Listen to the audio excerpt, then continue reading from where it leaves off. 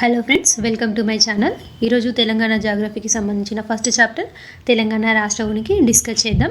తెలంగాణ రాష్ట్రం ఏ ఏ అక్షాంశాలు మరియు రేఖాంశాల మధ్య విస్తరించి ఉంది, తెలంగాణలో జనాభా ఎలా ఉంది, స్త్రీ పురుష నిష్పత్తి ఎలా ఉంది, తెలంగాణ రాష్ట్రంలోని ఏ జిల్లాలు ఇతర రాష్ట్రాలతో సరిహద్దును పంచుకుంటున్నాయి, ఏ జిల్లాలు అత్యధిక మరియు అత్యల్ప విస్తీర్ణతను కలిగి ఉన్నాయి, ఈ చాప్టర్లో డిస్కస్ చేద్దాం. ఫస్ట్, తెలంగాణ రాష్ట్రం ఉనికిరీత్యా ఉత్తరార్ధగోళంలో ఉంది. ఇక్కడ ఏమంటున్నా, తెలంగాణ రాష్ట్రం ఉనికిరీత్యా ఉత్తరార్ధగోళంలో ఉంది. ఉత్తరార్ధగోళం అనగా ఇది భూమి అనుకుంటే, ఈ భూమికి ఉత్తరాన ఉన్నటువంటి చివరి ప్రాంతాన్ని ఉత్తర ధ్రువంగాను, భూమికి దక్షిణాన ఉన్నటువంటి చివరి ప్రాంతాన్ని దక్షిణ ధ్రువంగాను పిలవడం జరుగుతుంది. ఈ ఉత్తర దక్షిణ ధ్రువాలకు సమదూరంలో ఉన్నటువంటి ఊహారేఖని భూమధ్య రేఖ అని పిలుస్తాము. భూమధ్య రేఖకి ఉత్తర ధ్రువానికి మధ్య గల సగభాగాన్ని ఉత్తరార్ధగోళం అని పిలవడం జరుగుతుంది. ఇండియా ఇక్కడ కనిపిస్తుంది కదా ఇమేజ్లో, ఇండియా వచ్చేసి ఉత్తరార్ధగోళంలో ఉంది. ఇండియాలోనే తెలంగాణ ఉంది కాబట్టి తెలంగాణ కూడా ఉత్తరార్ధగోళంలో విస్తరించి ఉంది. ఇండియా ఉత్తరార్ధగోళంలోనే ఉంది, ఇండియాలోనే తెలంగాణ ఉంది కాబట్టి తెలంగాణ కూడా ఉత్తరార్ధగోళంలో విస్తరించి ఉంది. భూమికి అడ్డంగా గీయబడినటువంటి ఊహారేఖలని అక్షాంశాలు అంటామని మనకు తెలుసు. ఈ ఏదైతే భూమధ్య రేఖ ఉందో ఆ భూమధ్య రేఖని మనం 0 డిగ్రీ అక్షాంశంతో సూచించడం జరుగుతుంది. అలాగే ఈ ఉత్తర ధ్రువం ఏదైతే ఉందో దానిని 90 డిగ్రీల అక్షాంశంతో సూచిస్తాం.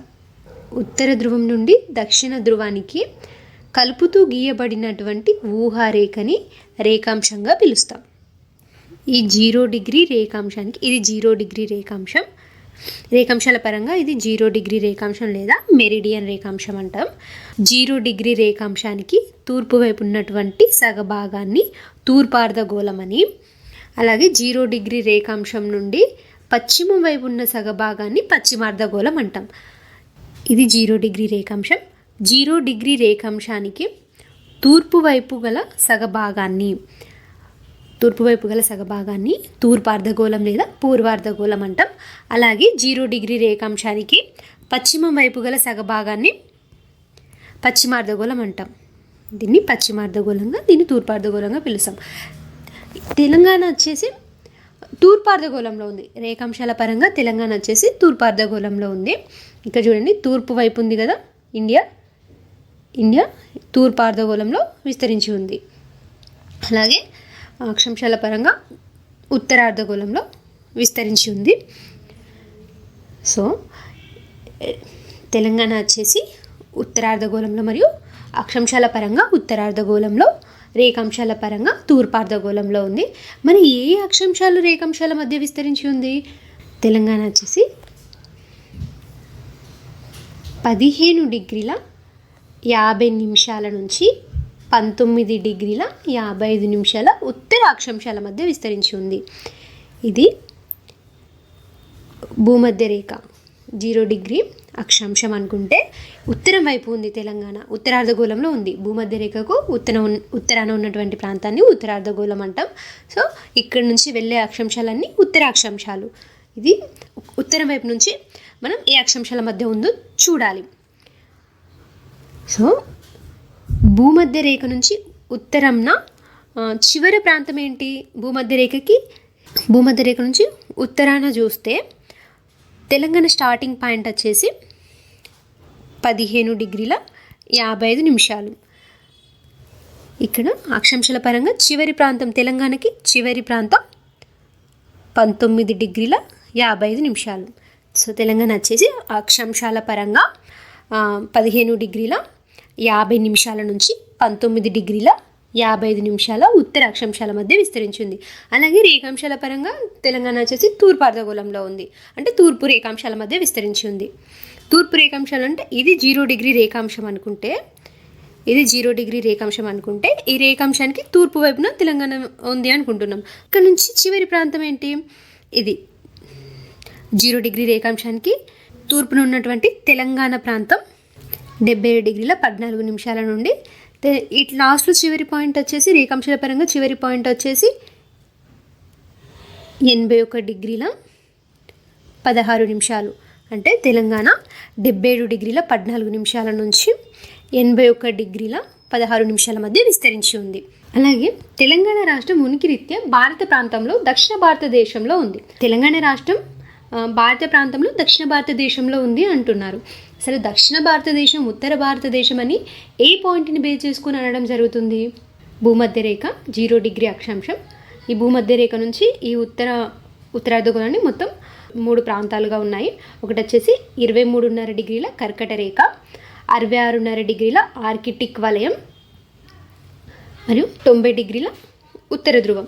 అలాగే దక్షిణం వైపు చూస్తే 23.5 డిగ్రీల కర్కట రేఖ, 66.5 డిగ్రీల అంటార్కిటిక్ వలయం, 90 డిగ్రీల దక్షిణ ధ్రువం.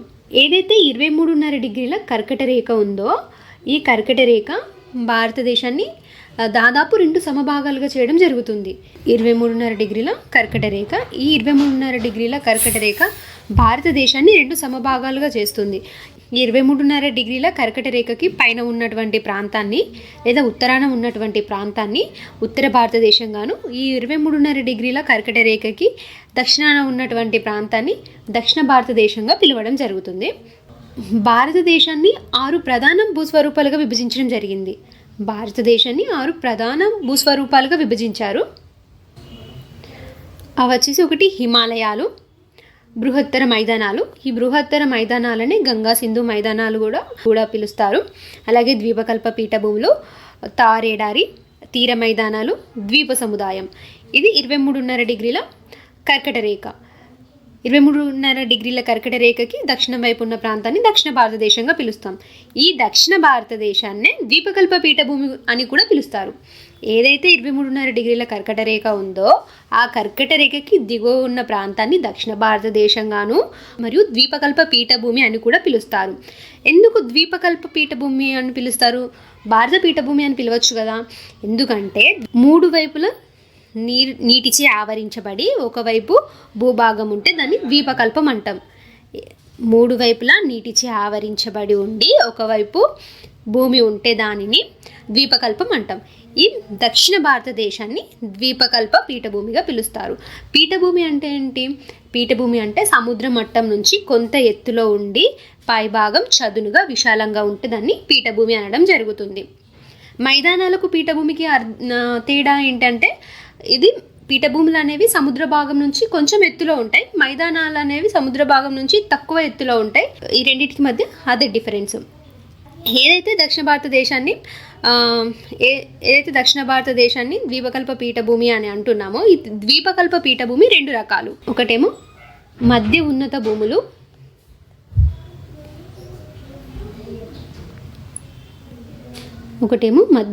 భూములు, రెండు వచ్చేసి దక్కన్ పీఠభూమి.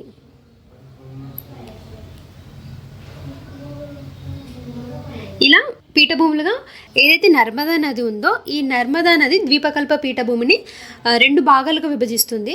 ద్వీపకల్ప పీఠభూమిని 2 భాగాలుగా విభజిస్తుంది. ఒకటి వచ్చేసి మధ్య ఉన్నత భూములు, రెండవది దక్కన్ పీఠభూమి.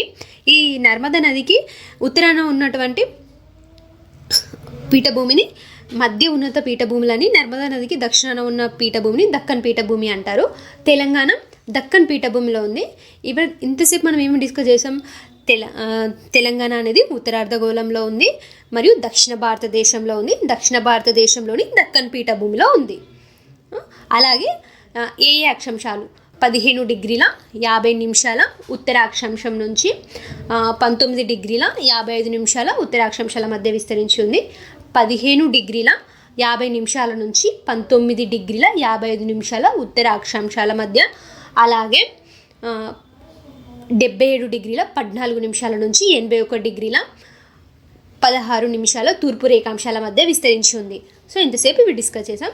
నెక్స్ట్ వచ్చేసి తెలంగాణ రాష్ట్రానికి సంబంధించిన జిల్లాల గురించి చూద్దాం.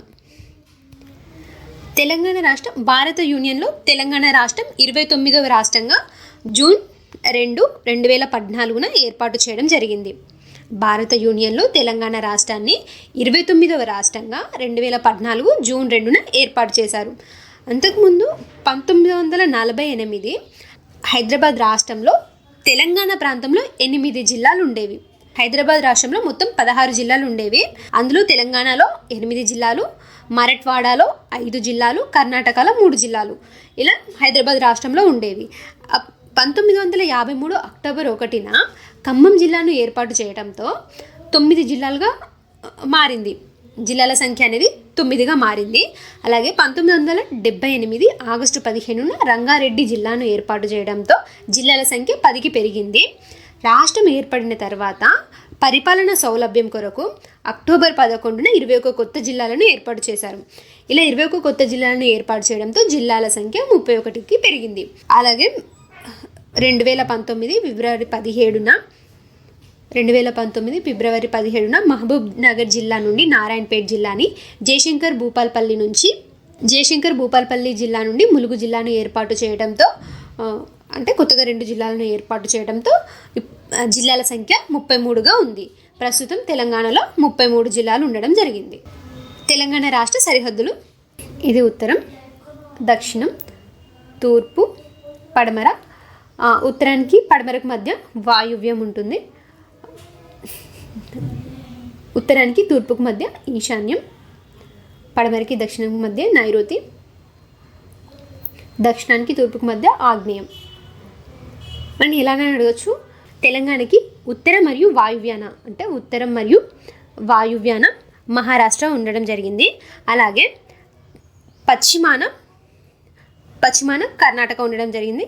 లేకపోతే ఇలా అడిగిన పశ్చిమాన నైరుతిన ఏది ఉంది అని అడిగినా కూడా కర్ణాటక అవుతుంది. ఇక్కడ పశ్చిమాన నైరుతిలో కర్ణాటక ఉంది. అలాగే దక్షిణం ఆగ్నేయం తూర్పున ఆంధ్రప్రదేశ్ ఉండడం జరిగింది. ఈశాన్యంలో ఛత్తీస్గఢ్ ఉంది. మహారాష్ట్ర తెలంగాణలోని 7 జిల్లాలతో సరిహద్దు పంచుకుంటుంది. ఆంధ్రప్రదేశ్ కూడా తెలంగాణలోని 7 జిల్లాలతో సరిహద్దు పంచుకుంటున్నాయి. కర్ణాటక వచ్చేసి 5 జిల్లాలతో, ఛత్తీస్గఢ్ 3 జిల్లాలతో సరిహద్దును పంచుకోవడం జరుగుతుంది. అవేంటో చూద్దాం. మహారాష్ట్ర వచ్చేసి కామారెడ్డి, నిజామాబాద్, నిర్మల్, ఆదిలాబాద్, కొమరంభీం, ఆసిఫాబాద్, మంచిర్యాల, జయశంకర్, భూపాల్పల్లి. మ్యాప్ ముందు పెట్టుకొని చూస్తేనే ఈ డిస్ట్రిక్ట్స్ అనేవి అర్థమవుతాయి, ఈజీగా గుర్తుండడం జరుగుతుంది. మహారాష్ట్ర తెలంగాణలోని 7 జిల్లాలతో సరిహద్దు పంచుకుంటున్నాయి అంటున్నాం. అవేంటో చూద్దాం. నిజామాబాద్, నిర్మల్, ఆదిలాబాద్, జయశంకర్, భూపాల్పల్లి, మంచిర్యాల, కొమరంభీం, ఆసిఫాబాద్, జయశంకర్, భూపాల్పల్లి, ములుగు. కర్ణాటక వచ్చేసి కామారెడ్డి, సంగారెడ్డి, వికారాబాద్, నారాయణపేట్, జోగులాంబ, గద్వాల. ఆంధ్రప్రదేశ్తో 7 జిల్లాలు సరిహద్దును పంచుకుంటున్నాయి అన్నాం. అవేంటో చూద్దాం. ఒకటి వచ్చేసి జోగులాంబ, వనపర్తి, నాగర్ కర్నూల్, నల్గొండ, సూర్యాపేట, ఖమ్మం, భద్రాద్రి, కొత్తగూడెం. ఛత్తీస్గఢ్తో మొత్తం 3 జిల్లాలు సరిహద్దును పంచుకుంటున్నాయి తెలంగాణతో. అవి వచ్చేసి జయశంకర్, భూపాల్పల్లి, ములుగు, భద్రాద్రి, కొత్తగూడెం. సో ఇక్కడ కామారెడ్డి జిల్లా 2 రాష్ట్రాలతో సరిహద్దు పంచుకుంటుంది. ఇది బార్డర్ కదా, ఇది మహారాష్ట్ర కర్ణాటకకి బార్డర్. సో ఈ కామారెడ్డి జిల్లా ఇటు మహారాష్ట్రతోనూ ఇటు కర్ణాటకతోనూ బార్డర్ షేర్ చేసుకుంటుంది. అలాగే ఏదైతే తెలంగాణకి దక్షిణాన ఉన్నటువంటి జిల్లా ఉందో, తెలంగాణకి అత్యంత దక్షిణాన చివరన ఉన్నటువంటి ప్రాంతం ఉందో, జోగులాంబ, గద్వాల, ఇది కర్ణాటకతోనూ ఆంధ్రప్రదేశ్తోనూ బార్డర్ షేర్ చేసుకోవడం జరుగుతుంది. అలాగే భద్రాద్రి, కొత్తగూడెం ఇటు ఛత్తీస్గఢ్తోనూ మరియు ఆంధ్రప్రదేశ్తోనూ సరిహద్దును పంచుకుంటుంది. జయశంకర్, భూపాల్పల్లి జిల్లా ఛత్తీస్గఢ్, మహారాష్ట్రతో సరిహద్దును పంచుకుంటుంది. ఇక్కడ చూద్దాం. కామారెడ్డి వచ్చేసి మహారాష్ట్ర కర్ణాటకతోనూ, జోగులాంబ, గద్వాల కర్ణాటక ఆంధ్రప్రదేశ్తోనూ, భద్రాద్రి, కొత్తగూడెం వచ్చేసి ఆంధ్రప్రదేశ్ ఛత్తీస్గఢ్తోనూ, జయశంకర్, భూపాల్పల్లి ఛత్తీస్గఢ్, మహారాష్ట్రతోనూ సరిహద్దును పంచుకుంటున్నవి. ఇక్కడ తెలంగాణ రాష్ట్రంలో స్త్రీ పురుష నిష్పత్తి ఎలా ఉందో చూద్దాం.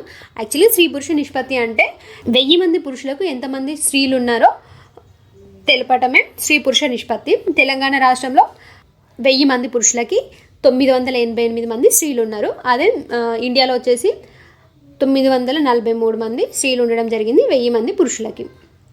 ఇది తెలంగాణ, ఇది ఇండియాది.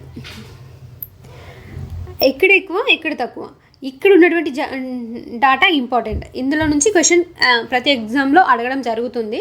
ఇది స్త్రీ పురుషుల నిష్పత్తి అనేది మనకి ఎకనామిక్స్లో కూడా ఉంటుంది. సో ఇక్కడ నేర్చుకుంటే మనకు అక్కడ ఈజీ అయిపోతుంది. స్త్రీ పురుష నిష్పత్తి ఎక్కడ ఎక్కువ ఉంది. సో నిర్మల్, నిజామాబాద్, జగిత్యాల మీరు దీన్నైనా మ్యాప్ పెట్టుకొని చూడడం వల్ల ఈజీగా గుర్తుంటుంది, ఎందుకంటే ఇవి ఒకటే దగ్గర ఉండడం జరిగింది. ఈ జిల్లాలు అనేవి చూడండి, నిర్మల్, నిజామాబాద్, జగిత్యాల. నిర్మల్, నిజామాబాద్, జగిత్యాల. స్త్రీ పురుష నిష్పత్తి ఏ జిల్లాలో తక్కువగా ఉంది? రంగారెడ్డి, హైదరాబాద్, మేడ్చల్, మల్కాజ్గిరి. ఇక్కడ చూడండి, ఇది హైదరాబాద్కి పైన మేడ్చల్, మల్కాజ్గిరి ఉంటుంది, హైదరాబాద్ కింద రంగారెడ్డి. సో ఇవి స్టెప్ బై స్టెప్ ఉంటాయి. హైదరాబాద్ పైన మేడ్చల్, మల్కాజ్గిరి, హైదరాబాద్కి కిందన రంగారెడ్డి. సో ఈ 3 డిస్టిక్లో స్త్రీ పురుష నిష్పత్తి తక్కువగా ఉండడం జరిగింది. తెలంగాణ రాష్ట్రం విస్తీర్ణం ఎలా ఉందో చూద్దాం. తెలంగాణ రాష్ట్రం 1,12,077 చదరపు కిలోమీటర్ల విస్తీర్ణాన్ని కలిగి ఉంది. ఇది భారతదేశంలో 3.41% ఉంది. ఇది భారతదేశంలో విస్తీర్ణ పరంగా 11వ స్థానంలో ఉంది.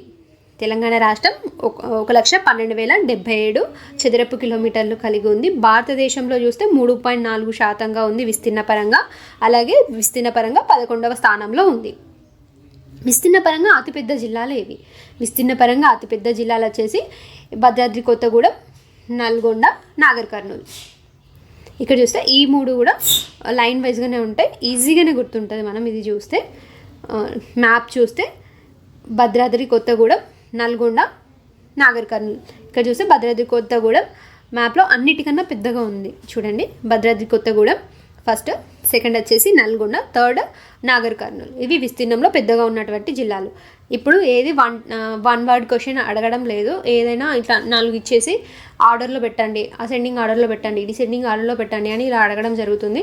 సో మీరు అట్లీస్ట్ 3 జిల్లాలు స్త్రీ పురుష నిష్పత్తికి సంబంధించిన, లేకపోతే విస్తీర్ణానికి సంబంధించిన, ఎలా చూసినా మనం డిస్ట్రిక్ట్స్ అనేవి ఒక 3 గుర్తుపెట్టుకుంటే మనం ఈజీగా ఆన్సర్ పెట్టగలుగుతాం. ఒకటే చదువుకొని వెళ్ళి ఆన్సర్ పెట్టడం అనేది ఇప్పుడున్న క్వశ్చన్ వైజ్ చూస్తే చాలా కష్టంగా, అంటే ఇప్పుడు ఇచ్చేటువంటి క్వశ్చన్స్ చూస్తే 1 వర్డ్ ఆన్సర్ ఇవ్వడం లేదు.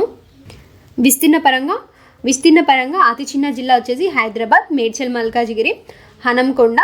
దీన్ని ఇంతకుముందు వరంగల్ అర్బన్గా పిలిచేవారు, ఇప్పుడు హన్మకొండగా పిలవడం జరుగుతుంది. రాజన్న సిరిసిల్ల జిల్లా. విస్తీర్ణ పరంగా అతి చిన్న జిల్లాలు వచ్చేసి హైదరాబాద్, మేడ్చల్, మల్కాజ్గిరి, హన్మకొండ అర్బన్, తర్వాత రాజన్న సిరిసిల్ల. తెలంగాణ రాష్ట్రంలో 2011 లెక్కల ప్రకారం తెలంగాణలో 350 లక్షల జనాభా ఉంది. 350 లక్షల జనాభా లేదా 3,50,00,000 జనాభా. ఇందులో స్త్రీ జనాభా వచ్చేసి 173 లక్షలు, పురుష జనాభా వచ్చేసి 176 లక్షలు. స్త్రీ జనాభా వచ్చేసి 173 లక్షలు, పురుష జనాభా వచ్చేసి 176 లక్షలు. జనాభా పరంగా భారతదేశంలో 12వ స్థానంలో ఉంది తెలంగాణ. అదే దేశ జనాభాలో 2.89% ఉంది. అత్యధిక జనాభా గల జిల్లా వచ్చేసి హైదరాబాద్, తర్వాత మేడ్చల్, మల్కాజ్గిరి, రంగారెడ్డి. అతి తక్కువ జనాభా గల జిల్లాలు వచ్చేసి ములుగు, జయశంకర్, భూపాలపల్లి, కొమరంభీం, ఆసిఫాబాద్. నెక్స్ట్ జనసాంద్రత. తెలంగాణలో సగటు జనసాంద్రత 312గా ఉంది. జనసాంద్రత అంటే 1 చదరపు కిలోమీటర్లకి నివసించే జనాభాని జనసాంద్రత అంటారు. తెలంగాణలో సగటున జనసాంద్రత 312గా ఉంది. అత్యధిక జనసాంద్రత వచ్చేసి హైదరాబాద్, మేడ్చల్, మల్కాజ్గిరి, హనంకొండ, రంగారెడ్డి జిల్లాల్లో అత్యధిక జనసాంద్రత ఉంది. అంటే ఒక కిలోమీటర్కి ఎక్కువ మంది ఇక్కడ నివసిస్తున్నారని అర్థం. ఇక్కడ హైదరాబాద్, మేడ్చల్, మల్కాజ్గిరి, హన్మకొండ, రంగారెడ్డి ఈ జిల్లాలలో ఎక్కువ నివసిస్తున్నారు. అతి తక్కువ జనసాంద్రత గల జిల్లాలు ములుగు జిల్లా, కొమరంభీం, ఆసిఫాబాద్ జిల్లా, నాగర్ కర్నూలు జిల్లా, భద్రాద్రి కొత్తగూడెం జిల్లా. తెలంగాణలో 2011 లెక్కల ప్రకారం అక్షరాస్యత 66.54. అలాగే పురుష అక్షరాస్యత వచ్చేసి 75%, స్త్రీ అక్షరాస్యత 57%. ఈ పురుష అక్షరాస్యతని తిరిగేసి రాయడంతో స్త్రీ అక్షరాస్యత వస్తుంది. ఇది ఈజీగానే గుర్తుంటుంది. రాష్ట్రంలో గ్రామాల్లో నివసించే వారి శాతం 61.3% గాను, పట్టణాల్లో నివసించే వారి శాతం 38.8%గా ఉన్నారు. తెలంగాణ రాష్ట్రంలో 12,679 గ్రామ పంచాయతీలు, 620 మండలాలు, 32 జిల్లా పరిషత్లు, 33 జిల్లాలు, 74 రెవెన్యూ డివిజన్లో ఉండడం జరిగింది. ఈ డాటా అనేది చాలా ఇంపార్టెంట్. ఇది ఏదో ఒక ఎగ్జామ్లో అడగడం జరుగుతున్నారు. ఈ డాటాలో నుంచి రీసెంట్గా జరిగినటువంటి గ్రూప్ 2, గ్రూప్ 3 ఎగ్జామ్లో కూడా ఈ డాటా రావడం జరిగింది. So important. నేను ఈ డాటాని తెలంగాణ సోషల్ అవుట్లుక్ నుంచి తీసుకోవడం జరిగింది.